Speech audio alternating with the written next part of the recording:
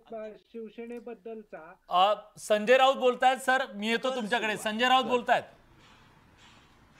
आणि तुम्हाला धक्कादायक म्हणजे देशाचे प्रधानमंत्री नरेंद्र मोदी हे वाराणसीत पहिल्या 3 फेरीमध्ये पिछाडीवर होते. हाच कल आहे. ते ठीक आहे, तो निकाल लागायचा तो लागेल, पण प्रत्यक्ष भगवान ईश्वराचे अवतार नरेंद्र मोदी हे सुद्धा त्यांच्या काशीपुत्र हे 3 फेऱ्यांमध्ये पिछाडीवर होते.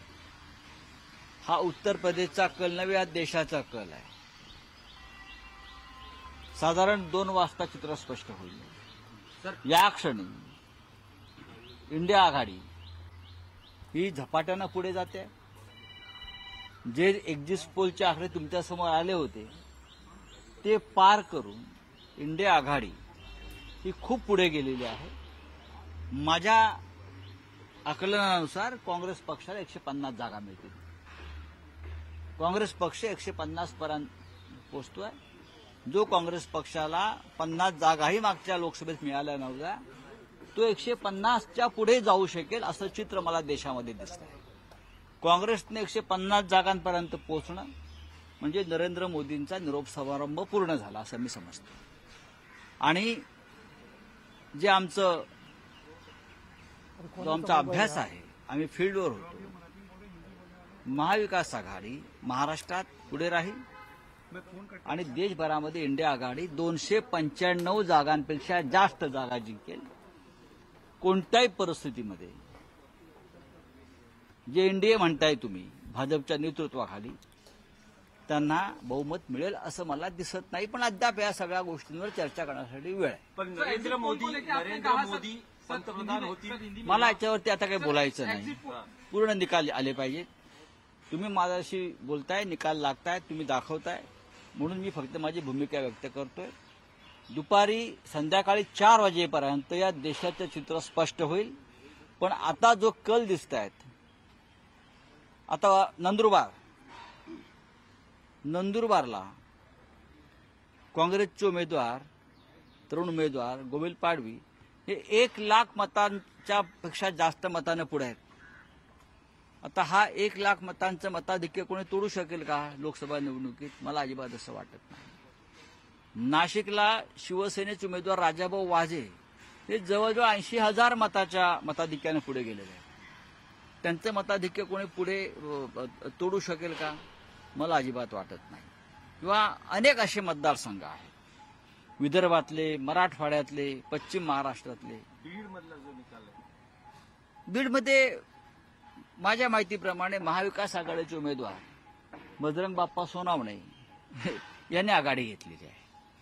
पण अजून अनेक गोष्टींना मत व्यक्त करण्यासाठी वेळ लागेल. पण मी इतकंच सांगेन, महाराष्ट्रामध्ये महाविकास आघाडी आणि देशामध्ये इंडिया आघाडी ही पुढे राहील आणि 4 वाजता चित्र स्पष्ट होईल. या देशामध्ये सरकार कोण बनवत आहे आणि प्रधानमंत्री कोण होत आहे. भारतीय जनता पक्षानं जो प्रोपगंडा केला होता गोबेल्स नीतीनं, हाताशी हे exit poll, opinion poll, media, अनेक गोष्टी, तो किती चुकीचा, भंपक आणि खोटा होता हे तुम्हाला आज संध्याकाळपर्यंत स्पष्ट होईल. सर, एग्जिट पोल को लेकर आपने सवाल उठाया कहा कि मीडिया पोल था, और प्रधानमंत्री के बारे में कहा कि प्रधानमंत्री पीछे चल रहे हैं. देखिए, प्रधानमंत्री अगर पीछे चल रहे थे कुछ समय तक, यही मैं ट्रेंड मानता हूं देश का. जो प्रधानमंत्री अजिंक्य है, अजेय है, भगवान के अवतार है, वो भी उनके वाराणसी में, बनारस में पीछे चल रहे थे. ये ट्रेंड है इस देश का, उत्तर प्रदेश का. पूरे देश में जिस तरह से आंकड़े आ रहे हैं, क्या ट्रेंड दिख रहा है, मुझे लगता है देश में परिवर्तन होने जा रहा है. एग्जिट पोल को लेकर सवाल उठाया, पीएम बनने को लेकर आज आपने अपने उसमें भी लिखा है. देखिए, ये अभी बात नहीं होगी. 4 बजे के बाद मैं बात करूंगा. अभी पूरे नतीजे आने दो, ट्रेंड स्पष्ट होने दो.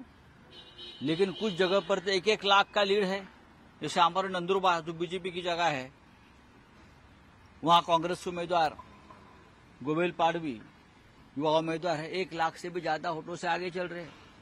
नासिक में हमारे शिवसेना के राजाभाऊ वाजे 1 लाख वोटों से आगे चल रहे हैं। हाँ, बहुत से ऐसी सीटें हैं हमारी महाविकास आघाड़ी की जहां लाख लाख का मताधिक्य लीड अभी से चल रहा है। उत्तर प्रदेश में जो ट्रेंड मैं देख रहा हूं, वो ट्रेंड जो है वो मोदी जी के खिलाफ चल रहा है। सर, आपने कांग्रेस के आंकड़े बताए, कांग्रेस के आंकड़े बताए। हे पहा, इंडिया अलायन्स के आंकड़े ही बताए, लोकशाही क्या आहे, सांगू ही लोकशाही आहे। लोकशाहीमध्ये मतदानाच्या माध्यमातून लोक आपला उमेदवार निवडतात। त्याच्यामुळे एखाद्या मतदारसंघात कोण निवडून आलंय आणि का निवडून आलं त्याच्यावर चर्चा करण्यापेक्षा भारतीय जनता पक्षाच्या विरोधातली एक कार्यकर्ता निवडून आला हे मी मानतो। सर, आपने कहा कांग्रेस कितने नंबरों से जीत रही है और बाकी इंडिया कांग्रेस पार्टी मुझे लगता है 150 क्रॉस कर सकती है। जो कांग्रेस पार्टी को 50 सीट भी नहीं मिली थी 2019 में, वो कांग्रेस पार्टी राहुल गांधी जी के नेतृत्व में अगर 150 सीटों का आंकड़ा पार कर रहा है, उसका मतलब है देश में परिवर्तन हो रहा है। भाजप कुठपर्यंत मला असं वाटतं की मी प्रत्यक्ष भाजपचे किंवा एनडीएचे आकडे न देण्यापेक्षा मोदी यांच्या नेतृत्वाखालील सरकार जात आहे, जाण्याची चिन्ह स्पष्ट दिसत आहेत, एवढंच मी सांगतो। महाविकास आघाड़ी कितनी सीटें लगभग लेके आ सकती है महाराष्ट्र? मैंने कहा ना 30+, 30+, हम 30 से भी ज्यादा सीटें जीत सकते हैं। अभी भी आगे पीछे चल रहा है।